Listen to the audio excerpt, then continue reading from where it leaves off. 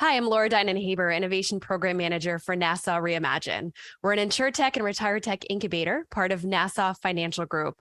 I'm excited to be here today to share a little bit about my journey, my story, and hopefully inspire a little bit of spark and energy into your journey into the insurance marketplace. So our incubator was created to foster innovation, not only within our company, but also within Hartford and the region around us. We've created community. We are part of a community. We foster relationships, and we really like to connect the dots.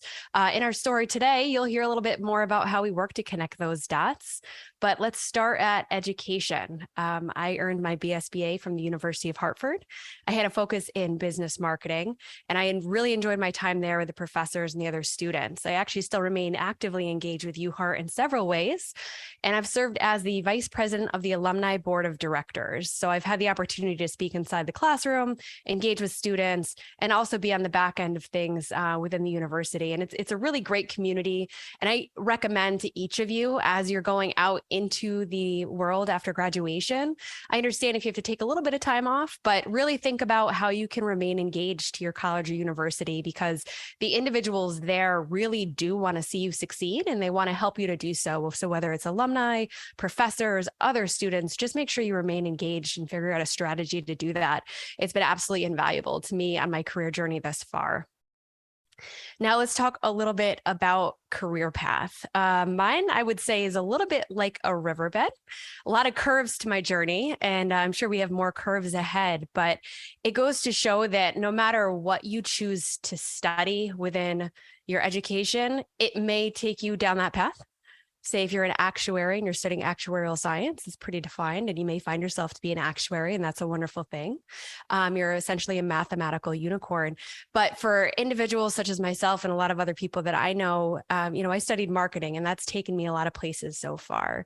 So I started off in the financial services industry, which then led me into economic development and community relations within the utility industry, which led to investor relations and marketing in the nonprofit sector, again, focused on economic development, but different. And then that rolled together naturally led to innovation in the insurance industry. So you'll see how, the path may not be straight, but there are connections along the way that really kind of help to define what could be next for you, or what could be next, and how to use those skills that you may not even realize the value to them at that point, but you can use them to advance yourself and advance yourself within your career. So I didn't plan the journey. It sounds pretty random in a lot of ways. It was and it wasn't.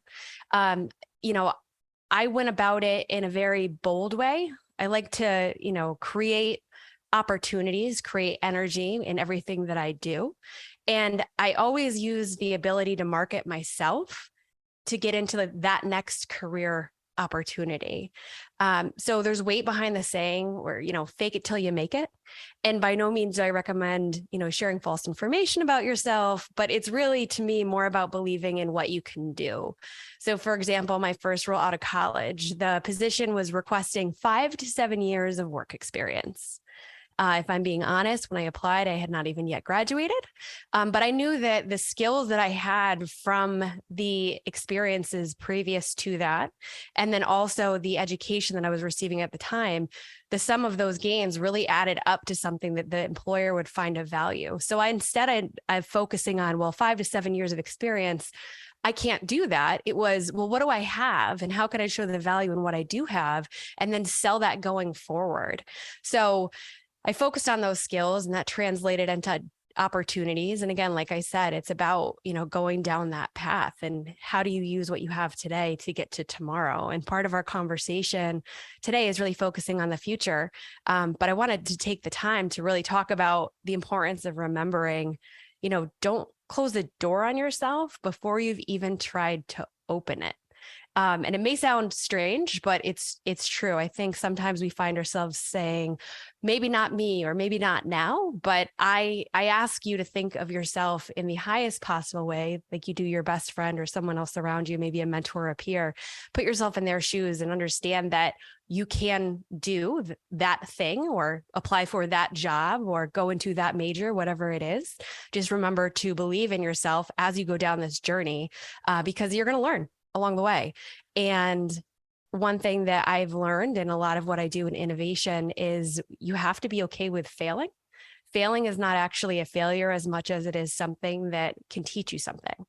So if a project or a POC, a proof of concept, or other work doesn't go the way that it was originally planned, some people may stop and say, oh, well, we're done. We spent the dollars. We failed. Terrible experience. But really, I ask that people think about it differently, because if you've tried the thing and it didn't give you the outcome that you were anticipating, that might be when we define that as a failure. But in fact, if you try the thing and you've learned from that, it's a success.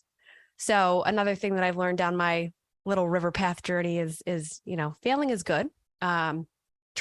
Try to fail intelligently, try to fail quickly, so that way you can get up and try something else. But keeping those doors open and being okay with failure as an educator is something that has been really helpful to me. Okay, so you've heard me talk for a few minutes now, but I'm going to ask you to dive in and humor me with some interactive questions. So first question, true or false? The word insurance is a synonym to the word innovative. And I'm sure there's some individuals out there thinking, true, duh. I mean, insurance is innovative. That's why we're here today. We're learning about innovation and the different opportunities within insurance. And some people may be thinking, no, absolutely not. Insurance is, as dry toast as we get. So the answer is yours to decide, but my hope is through the discussion today with our fellow panelists and with the other content on this discussion is that we highlight for you just how innovative the industry is and will continue to be. I think there's a lot of growth going on right now that's very exciting, and we'll get to that a little bit later on. But you may be entering this conversation today with a thought of, insurance is, that's my parents' industry. That's so boring. But I welcome you to think about insurance as innovative, as interesting, and as different. And it's growing so quickly. And there's so many skills that you have within the talent set right now that are not currently in the industry that I'm excited to see what happens once you've graduated and put yourself inside of insurance to see what we can do together. Okay. For the second question, I'm going to ask for everyone out there to please raise your hand if, as you were growing up, you pictured yourself working and thriving in the insurance industry. Yeah, I didn't raise my hand either. So for those of you with your hand up, absolutely fabulous. And for those of you like me with your hand not up, you've tuned into the correct panel discussion. So I hope that by the end of our time today, you can picture yourself working and thriving in the insurance industry. And it doesn't mean that the industry is going to be the same way as it is today, tomorrow. We hope that change just continues and accelerates at a pace that we can't even anticipate based on the technology and the talent coming out. So fun fact, my parents were actually both in the insurance industry. They're alum. And my father recently left retirement to join an insurtech. So it just goes to show that at any age, any stage, any talent level, there's a place for you. So now that you've had a sense of my background, let's talk a little bit about the type of work that I'm doing right now that excites me. There are a lot of things, but we don't have enough time for that. So I'm going to focus in on one or two of these things. First one is this industry, especially in Hartford, is so interconnected. And it's important to recognize where the connections can help strengthen your work and build partnerships around it.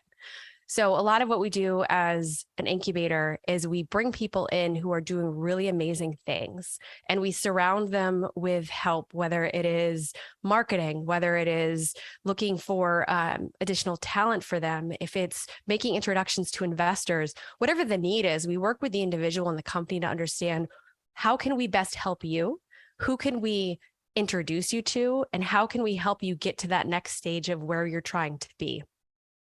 And the connections are really, really valuable. And a mentor actually once told me to think about Hartford and you can be a big fish in a small pond.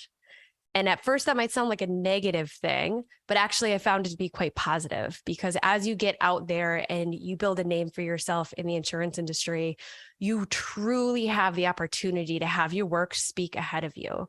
So when you make that call or put out that ask or make that recommendation, people will know you. They're going to know you. They're going to know the work that you do. You're going to have a sense of, who you are as a professional, as a human being. And that can truly make an impact. So in the same way that I recommend you stay connected to your college or university, I really recommend that you build a network around yourself. Surround yourself with people who are mentors, with people who are doing things that you want to do, with people who are at different levels in the job, in life, and learn as much as you can.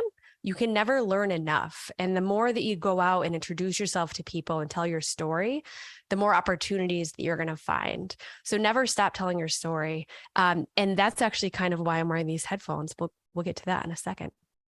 So going back to one of the projects that really excites me right now, it's a talent pipeline project. And at the heart of it is really creating strong linkages between business and academia. And having shared goals amongst us, I think, is a really important piece. So it's not, our company doing it for our good only. It's we're partnering with both UConn and UHeart, and we're partnering with two businesses, and we're building win-win-wins, because at the end of the day, all ships rise, right? So you may have heard that. And it's true. It's one win is not enough. When you can have everyone win, everyone's stronger, and the tide rises quicker.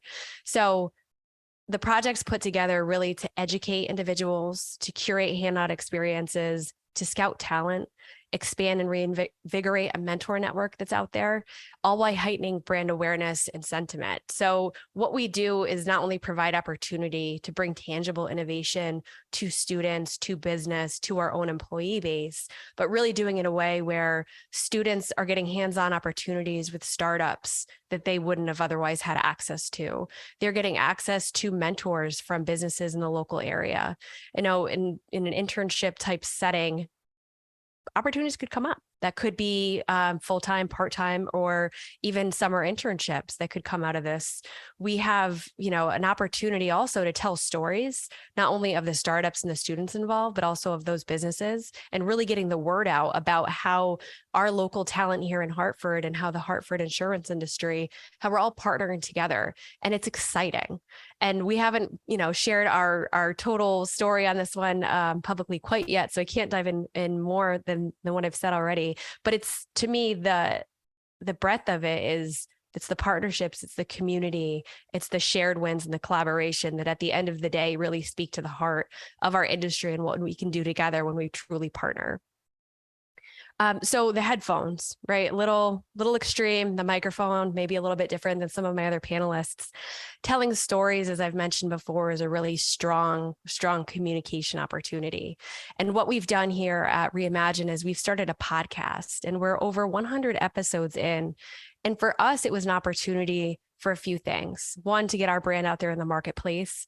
Our incubator is only 3 years old, and what better way to get out there is with stories and content. So as we interview individuals who are startups, who are corporate innovators, who are authors, who are thinkers, big question askers, it gives us a chance to learn from them. It gives us a chance to meet them, to understand what their business models are. Can we bring their business into our business? How can they help us with some of the challenges we may be having, or how can they help us improve bottom line and some things? But really to get out there and explore and to constantly learn. And it's been beneficial in so many ways. We were recently at a conference, an industry trade show conference down in Las Vegas called InsurTech Connect, or ITC. And we partnered with CTIFS, the Insurance and Financial Services Cluster, Susan Winkler, and then Michelle Cody with Launch Hartford. And what we did is we set up our podcast in the middle of this interactive booth that CTIFS was hosting. And collaboratively across the three organizations, we were telling Hartford's story. And we invited individuals from the show floor to join us. So it was an opportunity, again, talk about Hartford, talk about the insurance capital of the world, talk about CTIFS, what is Launch, what is Nassau doing, all while getting from them an opportunity and a tangible object in the form of a recorded podcast that then they share to their networks, we share to our networks, and then there's the cross marketing opportunity that comes with it. So it's a lot of fun. I love it. It's exciting. We have 2 other podcasts going on at NASA. So it's a really, really creative way for me to use my skills and my talent in different ways that I never anticipated. Who would have thought podcast, insurance, maybe you did, I didn't. So when the opportunity came up, it was quite exciting for me. And then the thing that I want to talk about next is looking into the future. So I don't have a crystal ball. I would say the closest thing to a crystal ball that I have is probably my iPhone. And usually it just tells me what I've forgotten to do or emails to read. But I wish it would tell me the future. And if I had to make a guess, I would say, it's clear to see that an evolution is happening. There is transformation taking place both digitally. COVID changed things for a lot of people. It brought a lot of people to places that they didn't think they were going to be, whether that was digitization of products, of services. Maybe they were B2B, now they're B2C or reverse. And it changed conversations. And I've heard different people say different things, but it could have sped the industry up by, say, 10 to 15 years, depending on where you were sitting and how slow you were moving before. But in my opinion, looking broadly at the insurance industry, there are areas where I'm excited. I'm excited about where the future is going to go, where it could go, where we are hearing, startups getting focused on. I think there's a lot of opportunity that hasn't yet even been uncovered. So I welcome you to think about yourself on your journey and thinking about the insurance industry to say, hey, that might not be a thing yet, but I could see where it could be. And I invite you to raise your hand, ask that question, and bring that forward, because you don't know what you don't know, right? I didn't know that an opportunity like the one that I have even existed. And it wasn't until it was a creative conversation that I was having with someone where I mentioned that on the side, I'm a co-organizer of TEDx Hartford. TEDx Hartford struck interest with them. They brought me into the building. We had a conversation. And through that, I learned about the incubator. And through that, the conversations began. So again, going back to, you don't know what you don't know, and you don't know where your riverbed is going to lead. So always open those doors, ask those questions, and think ahead, and don't be shy about it, because it's usually the bold people who get the bold moves. So again, looking into my crystal ball, I would say, areas to look at, to kind of get interested in. What are the newest forms of embedded insurance? Where are we going to see that path go? Why do I need to buy my homeowner's insurance separately from my home? Why am I not getting my insurance when I'm getting my contract, my mortgage? Why are we not embedding things closer? When I buy something on the Target app, it'll ask me if I want to insure it for X number of dollars for a year. And it's usually an item that's $20 and I choose not to insure it. But why, when I'm, not buying something a lot more expensive, why are those notifications not popping up? Why are we not thinking about that? Cybersecurity, another huge area, and it's a large swath, but it's huge right now. And the conversation is going in many different ways. Digitization of products. Things have gone digital. What is that going to mean in the future? I don't know. I think there's a lot of excitement out there. We hear about startups doing some really cool things. Digitization of service, again, B2B, B2C. How are we communicating with our customers? Do we know who our customers are? Should we be focusing on not only our current customers, but looking forward into our future customers and being where they are and where they're communicating? Create community within the audience. So I mentioned the podcast. We created a community from one of our podcast series called That Annuity Show.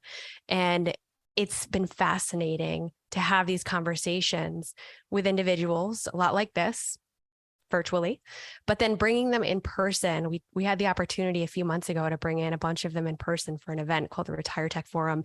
And it was amazing to have people in the audience when I asked, how many of you have been on either the Reimagine podcast or That Annuity Show? And hands went up across the room. And it was fascinating to see them look at each other to say, oh, we have a shared connection. Not only are we in the same industry, but we have this shared experience we can talk about. So we were able to watch those connections come even tighter, which was very, very meaningful and exciting for us.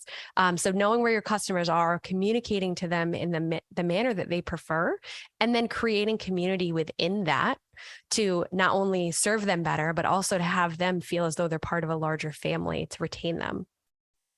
One example of looking out a little bit further is I started our TikTok account, and it felt silly at first, and it honestly still does to a degree, but I wanted to be in a place where future customers are, where they're creating, content. There's a lot of talent there. So what can we learn? How should we be listening? How should we be presenting ourselves? Are there things that we are unaware of that we could take back and utilize even in today's marketing? Yeah. And it's been amazing to see what's out there and how people choose to interact and how to create in that platform. Instagram, Twitter, LinkedIn, we're on everything because you have to be where your clients are.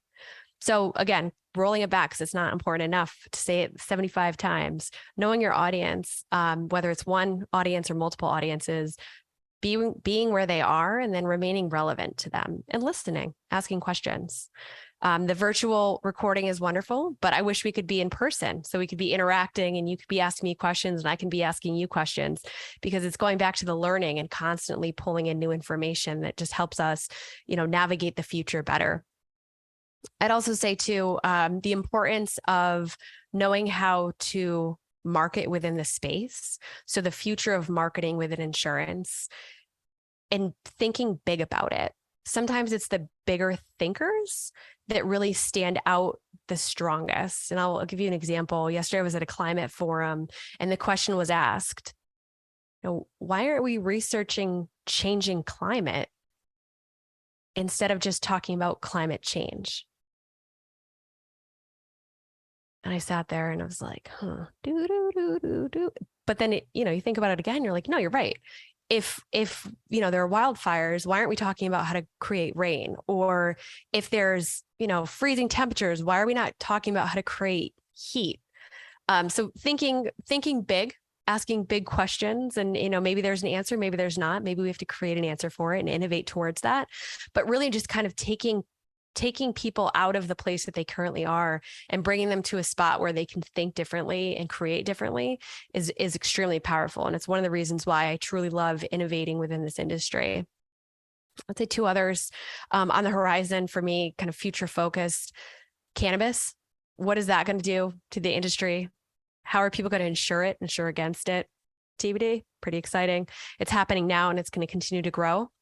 And then climate and the role that insurers can play within that. And then the products too. How can we focus around build products within that climate mindset, and what impact can we make with those?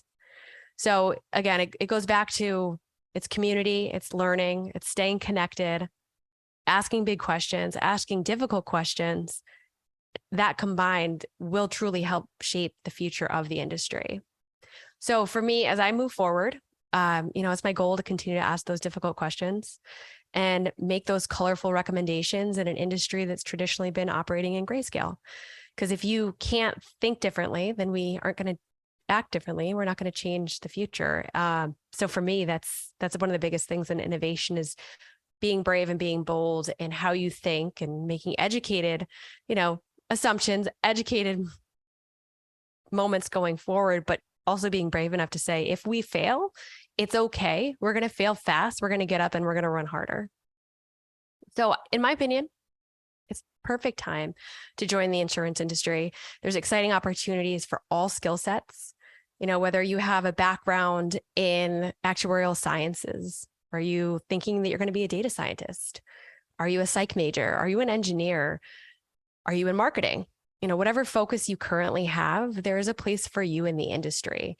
So my advice to you is think broad, think big, stay connected, remain connected, ask hard questions, create solutions in color, and really just keep pushing and moving forward, because without individuals like you who are learning new ways, communicating in new ways, going forth with bigger, broader ideas, we're not going to be able to innovate as powerfully. So we invite you to join the insurance industry. There's a place for you.